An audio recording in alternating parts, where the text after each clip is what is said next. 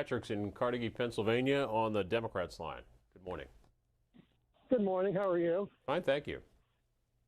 When I saw in the Washington Journal in 2017 that the government was going to change its relationships with the American people via social media platforms and essentially create a new reality, which is so disturbing because you've essentially allowed, or America has essentially allowed, the grafting of our entire media system to a social media oligarchy.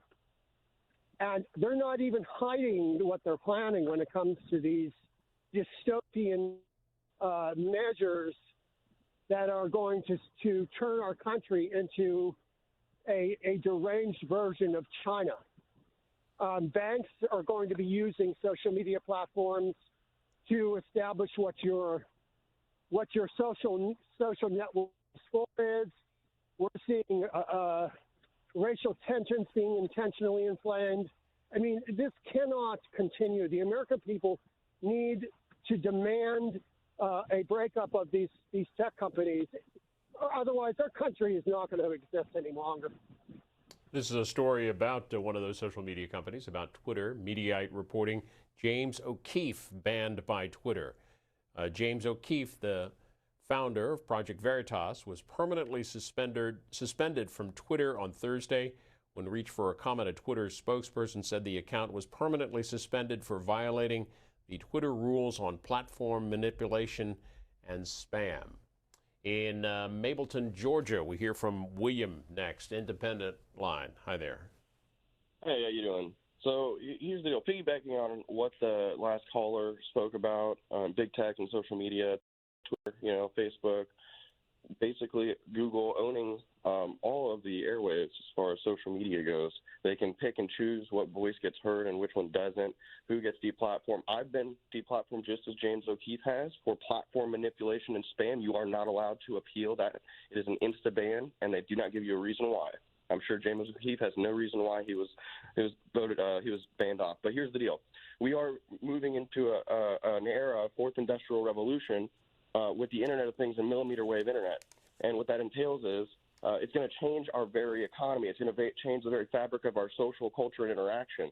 Our money generation is going to change. Data and will be the new currency fully.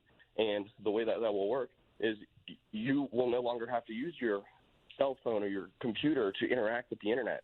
It will be a persistent present thing in your environment, in your reality, an augmented and virtual reality overlaid over the physical environment.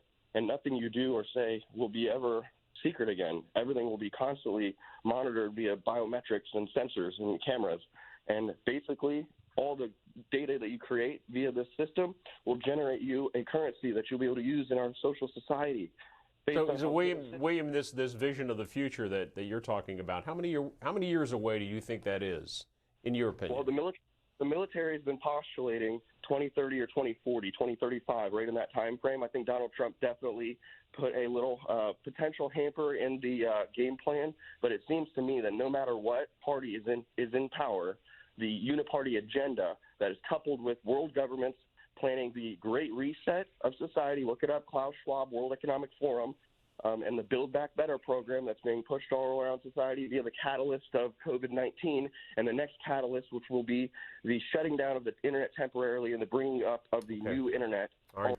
Thanks for explaining that. This is a story.